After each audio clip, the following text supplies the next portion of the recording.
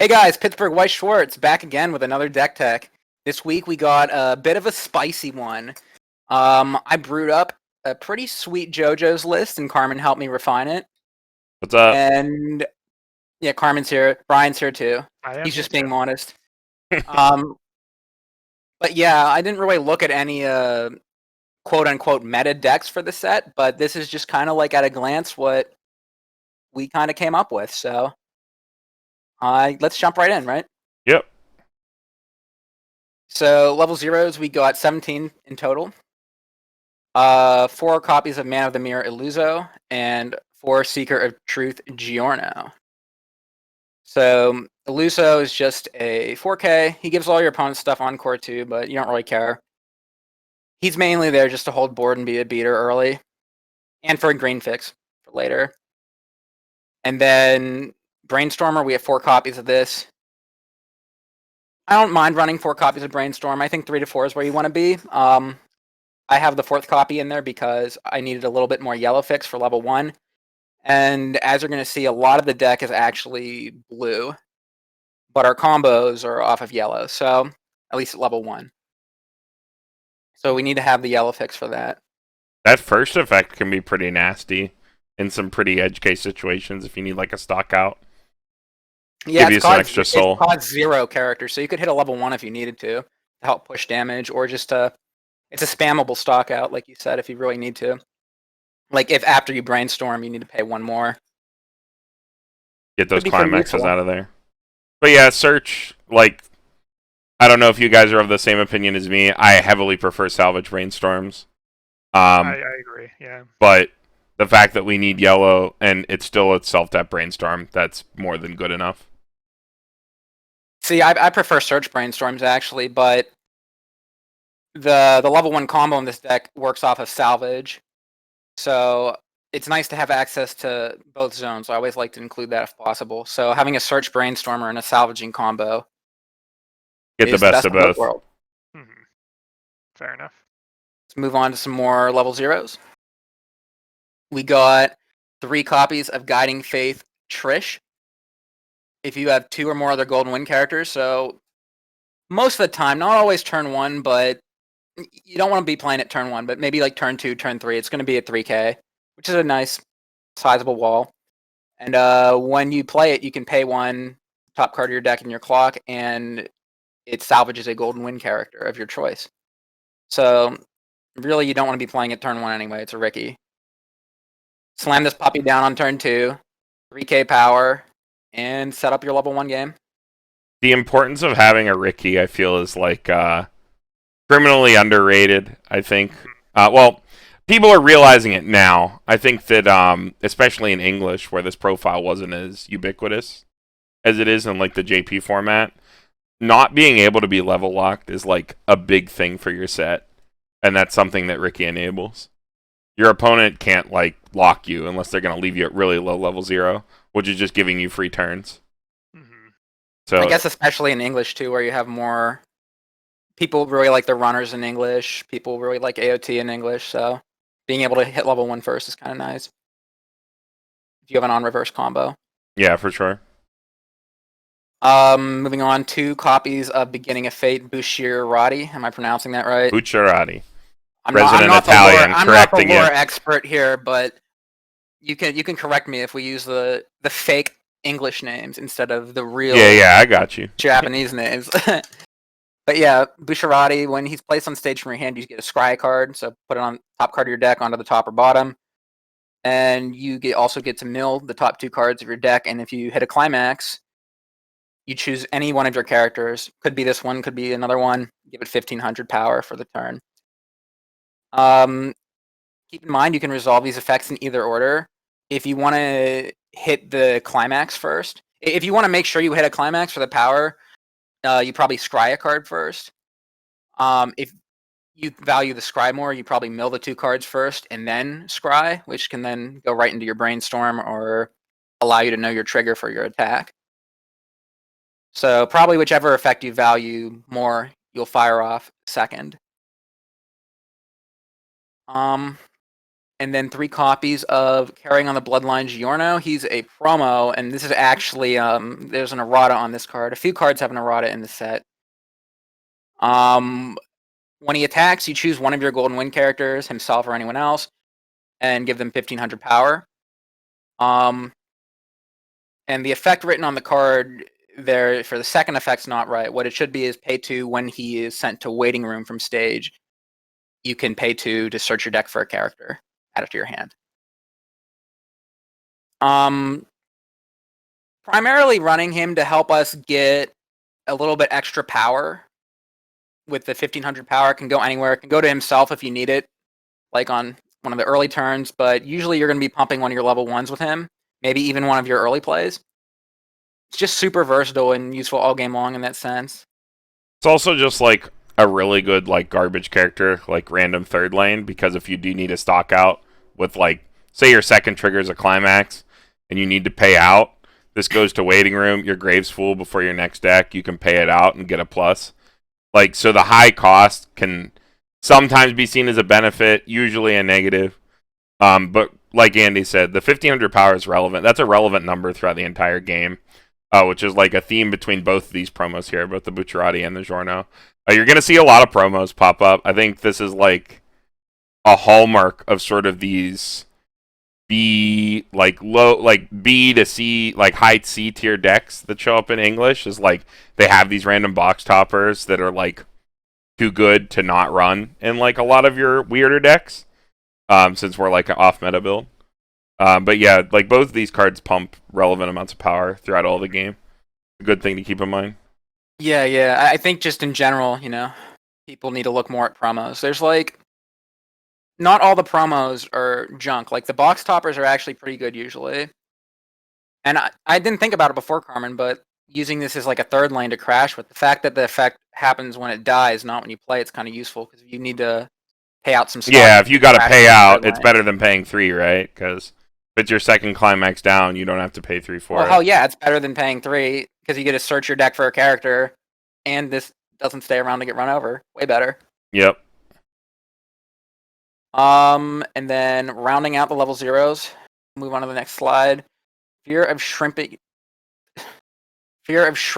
not shrimping. Formaggio and TF. That can't be his real name. When you play him from your hand, all of your opponent's center stage characters get minus 500 power, so nice little debuff to your opponent's field. And he's a drop searcher. So nice little one-up to include, I think. Again, a little bit more green fix. This is the last green you're going to see until level 3. And it's just a versatile one-up just to grab off of a search or salvage effect. Like the minus 500 to their center row is, that's like 1500 power minus across the whole field, so it can be relevant. And you never hate to have a drop searcher as a one-off. It's just an effect that's valuable all game. Yeah. Gets what you need. Ditch out finds you what you need, yeah. But that's going to be it for level 0s. Moving on to level 1, we have our combo, Shimmering Fury Fugo. When you play him, he gets 1500 power for the turn. So with the climax, he's going to be attacking for 7000 power. And when he attacks, if you have another Golden Wind character, that's the fake condition, right? Yeah. If you have 2 other characters, you mill the top 2 cards of your deck and choose a level X or lower character in your waiting room and add it back to your hand, X being the total level of the cards you milled off this effect. So it's always going to grab you something. Even if you mill 2 level 0 cards, you'll still be able to grab a level 0. Could be your drop searcher or a Ricky or whatever that can get you into another card. But as long as you have like 2 chances to hit a level 2 or 3, so it's not unlikely that you could grab whatever you want. The big thing with these cigarettes effects is that, and like Operation Tornado and like these sort of mill grab whatever effects is like you have to remember these always exchange for level 0s. And like you're not on second deck yet. There are level 0s in your grave. So you're plussing no matter what. And you're sort of high rolling for selectivity, which, it's your whole grave. Even selectively adding a level 0 is pretty good for a climax combo on attack. And this attacks at bigger numbers than most, swinging in for 7k without any other buffs. Also, really nice that it doesn't require a reverse. It hits like a pretty sizable power, so you'll probably get over your target, but it's nice that it's just on attack. You don't have to worry about any bullshit. And Yeah, I do like first deck mill. Being gives able you to mill some on the extra first deck deck's really speed. nice. Gets you into your second deck where you're more compressed. Yeah, I mean, on attack guaranteed plus is it's a fine effect in my book. Worst case, it gets you can grab a drop search or a Ricky to grab something else that you need, but seems pretty good. Basically, I thought this was the best combo that level 1 combo that you could run with Jojo. So I kind of Definitely the stretched to best get the yellow on non-interactive board. one. The green one has some other like utility, which is why a lot of people trend that way. But I think if you don't want to run green, because green sort of locks you into a whole package, and we discussed this when we were building the deck, is like when you start playing green, which is the Pesci combo, you start having to dedicate a lot of slots to a bunch of other cards. Because it's a whole package. It's like got a double climax combo with level 3. There's a card that has to be in memory for it. You have to run a bunch of green don't fix. give away all the secrets. You don't want to spoil our next video. No, but like Spoiler alert. but there are a lot. There's a whole thing that green locks you into. So if you're not going to run that, this just being an on attack plus with some extra deck speed, selective enough. And I mean, like, come on, Fujimi's coming out. Wind is getting more and better and better. Better and better the more standby decks come out. Overlord, oh sorry, I mean Nazarick, Tomb of the Undead. My favorite anime. Yeah, my favorite anime, Nazarick. Nazarick. The true Ricky. But yeah. True Ricky. But yeah, Fugo's non-interactive, off wind trigger, hits big power. Gotta love it. One note with this before we move on. Yeah, sure. When you're playing this deck, and a big thing that Andy and I were like concerned about when we were building it, there's definitely a deck where you're gonna want to hit this combo. You're going to want to aggressively mulligan to hit your combo at level 1, sort of the same way you would with Attack on Titan. Otherwise, you might face some like hand size issues. What you're also going to want to do is probably clock the first extra yellow card in your hand that you get, just to ensure that you have yellow.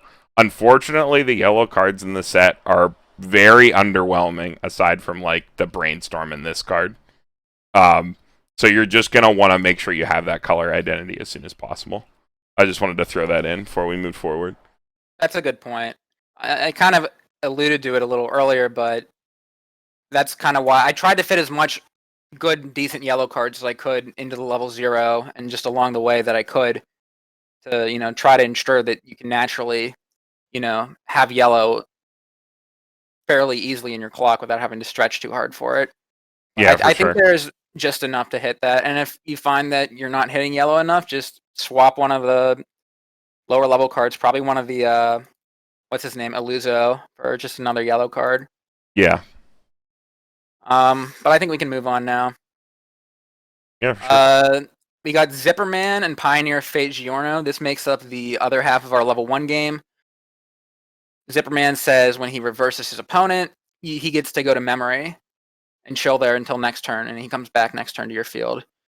So you kind of get the nice little reverse denial on your opponent, where you kill him with this, and then he goes to memory and he pluses. He doesn't die on the swing back, which is really nice. And Pioneer Fate Giorno, another yellow fix for the deck. Probably the best other yellow fix I could find. And again, pumping power on your turn is really nice. As we said before, for stuff like Zipperman to be able to get over his target, whatever you need to, or just be able to win field on your turn. And even into the level 2 and level 3, the tap effect to give your character 1,000 power is going to stay relevant as well. Because this deck cares a lot about power on your turn, not really so much on your opponent's turn. Yeah, the time machine effect in English, I think this is probably one of the better ones. It's at a reasonable enough power level, gets to a reasonable enough power level to catch reverses. It only needs to snipe one lane. This is probably your third lane if you can't find a third Fugo at level 1, if you can get into both colors. And it's just a free plus.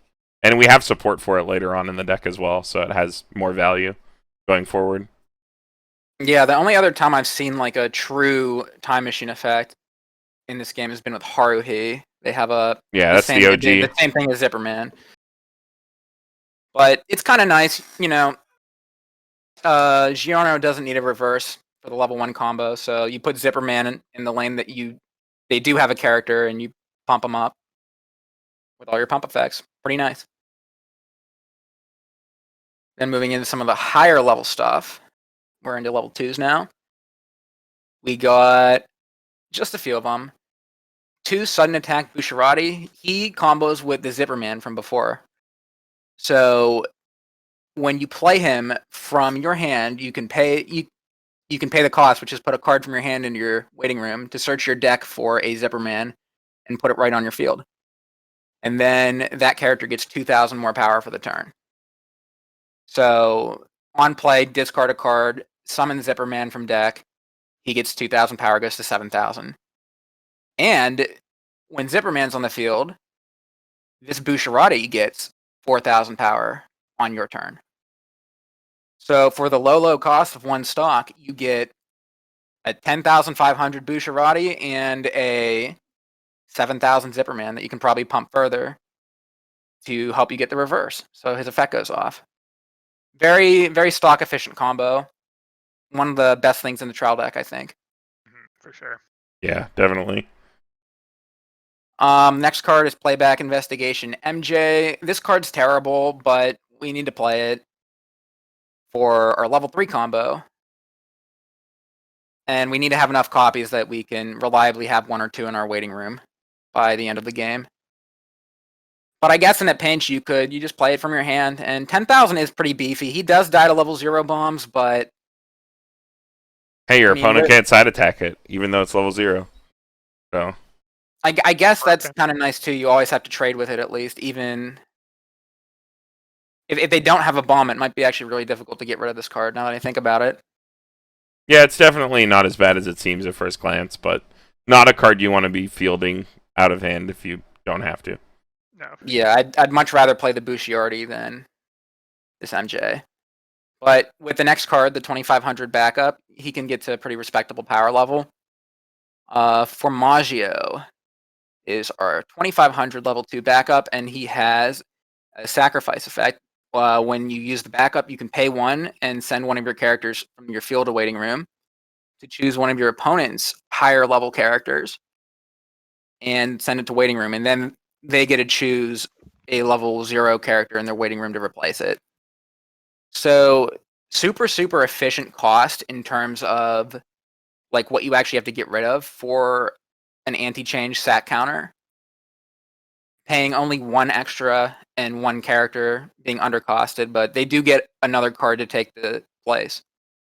So you're not going to be able to deny an attack and like not take any damage like you could with a normal anti-change counter, but because they can still attack with the level 0 they put out, but it's very efficiently costed in doing what you actually want to do, which is just get their big level 3 off the table.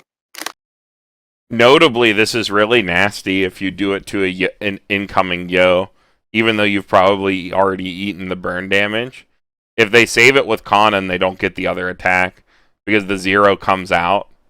Or the way they sequence it is either like the 0 comes out and like Yo just goes back over it if Conan saves Yo, or like they lose Yo. Or their Yo would have to come out and then get played over.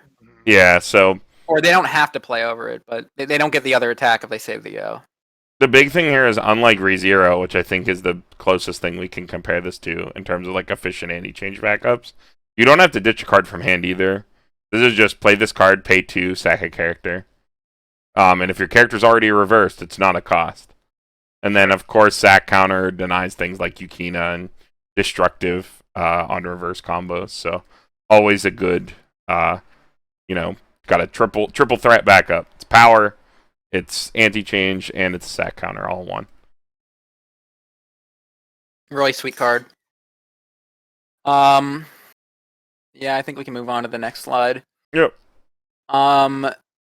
Actually, let's skip the next one and go to the number 9 for a second here. Yeah, sure. Because we have an early play also for our level 2 game as well with Soul Will Bushirotti. He's just a pretty standard condition. 2 or less climax in your waiting room, you can play him at level 2. When you play him, you get a heal. And during your opponent's turn, when he becomes reversed by battle, you can discard a card to rest himself. And at the end of your next turn, your encore step, he'll go to your waiting room. So when I was saying before that you don't really care about power so much on your opponent's turn, it's because you have a lot of stuff like Zipper Man that either just like disappears, or Bushirotti here that if he gets run over, you just pay an affordable cost to save him, rather than having to, you don't care that you wouldn't have to play another level 3 down or another big early play. You get him for a second turn, which is pretty much all you need. And then he disappears going into your opponent's finisher turn, maybe. Pretty sweet. And then the other level 3 we have outside of our finishing combo is the Unavoidable Assassination Risotto. He's a nice payoff for having some of the green cards that we already wanted just to have earlier. So he lets us put those to use. Like the 4Ks we can add to our block or level at some point. But he's a nice little off finisher. Can't be chosen by your opponent's effects. When you play him, you search your deck for a character. And when he attacks, you can pay 1 and discard 2 characters to look at 3 cards from the top of your opponent's deck, take any 3 of them, send them to waiting room, and shuffle the rest back to your deck. So basically, check the top 3 cards of your opponent's deck for any climaxes, get rid of them, and then shuffle the rest back. I guess also notable with this too is you could do the pro gamer move and put your opponent closer to a refresh that guaranteed 1 point and just mill all 3 cards if their deck's looking a little bit small. So even if they don't have a lot of climaxes in their deck, you can still kind of use this as quote unquote part of your finisher to get them closer to that refresh point, which is guaranteed. It's just a lot of utility on one card. I think the big thing is that going into the current meta, I guess, is that it's hexproof, number 1. So dodges current Konosuba before Legend of Crimson, or after, depending on how that build shakes out. And then on top of that, just selectively cantripping into another part of your finisher. If you've like just refreshed and stuff like that, it's just really good utility. The other effect is like, it's kind of like bad Mocha, but it's for an extra card because they shuffle. But you're happy to have it when it's an effect that wins you the game, and the other 2 effects are good enough to warrant playing it as just an off level 3. Because there's lots of pieces to the actual climax combo. You need to have 2 very specific cards. So the search is really helpful, and the level 3 climax combo, you want to be running into one of their characters. So this is a better card to put in an open lane again. So kind of like level 1, you can split your open lane and occupied lane of your opponent very nicely. And let's wrap it up by going back a slide to the actual climax combo for the finisher of the deck. Off of Blue Stock Soul, we have Replaying the Past Abashio. When he attacks, or rather after he attacks, if you have the climax, you can discard a card from your hand to waiting room, put the top card of your stock back on top of your deck, and put this card in your waiting room to choose the level 2 to MJ from before and put it on the stage position Abashio was on.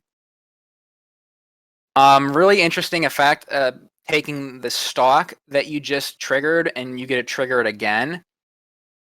I mean, if you like your trigger, that's great. I'd like it a bit more if they were like good shot triggers in Jojo. That'd be really cool. But at least you know what you're triggering for the second attack. And there's no stock cost to this too. So you can just completely tap out going into your final turn to set up your field. And you can get up to 6 attacks if you have 3 MJs in your graveyard. You have a lot of soul triggers on the deck because both of your climaxes have soul triggers, one of them having 2. So if you get that, that nut trigger, whether it's this or just a soul trigger that you need, you can recur it, and you don't have to attack with that Moody Blues that you summon instantly, which is the 2/2 that we looked at before. I should have put it on this slide, but I forgot. But that card also has 2 soul. So you can really sequence some really nasty exact lethal numbers to make sure you're swinging for exact damage.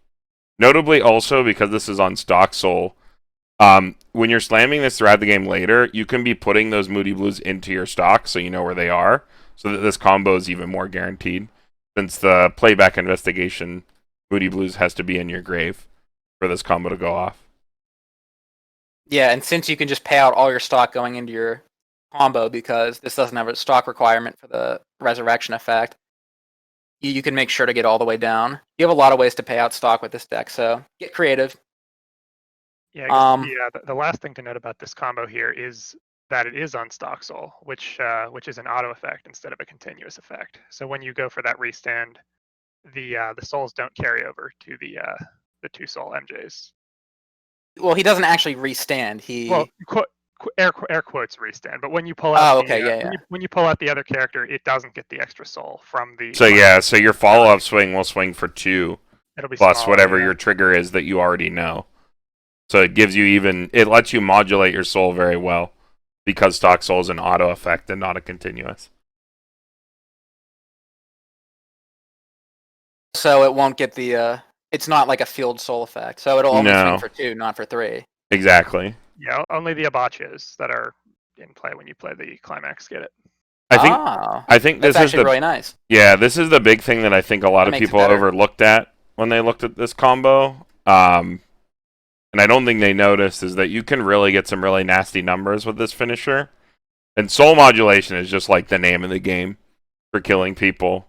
Like no matter what. Like no matter what your opponent's deck state is, the more you have your ability to manipulate the amount of soul you're swinging in for when you're going for these sort of all-in plays. Because like, come on, if you're playing this, you're paying out a lot of stock. If you're like double laning this with another level 3. Or triple laning. But yeah, it can be pretty nasty when you set up like perfect, like, okay, swing for 3, swing for 2, like side for 1. Like you can set up all sorts of crazy stuff. But yeah, that's why I'm saying make sure to try to put this in front of another character. Even though you don't need a reverse for the combo technically, you don't want to be over swinging for a shitload. Especially if you trigger a 2 soul, because I mean, if you trigger a 2 soul, you get to send it back to the top of your deck, and maybe you side attack with the next Moody Blues that's out. Yeah, other than memory kicking this, your opponent can't do much to deny this, right? Unless they move it zones. Yeah, knowing the trigger on that second swing with the smaller soul attack is extremely relevant. Also, yeah, since the trigger goes back to the top of your deck. Yeah, like at a glance, this jumped out to me as probably, in my opinion, the best finisher in this set.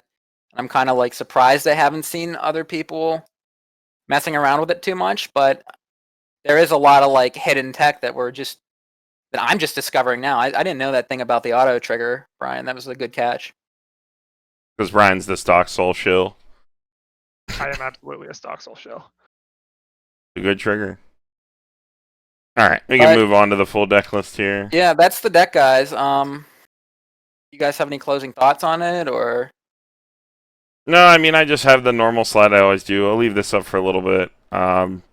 Just as you can probably see, going through the slides, lots of multiples, not a lot of one-ofs.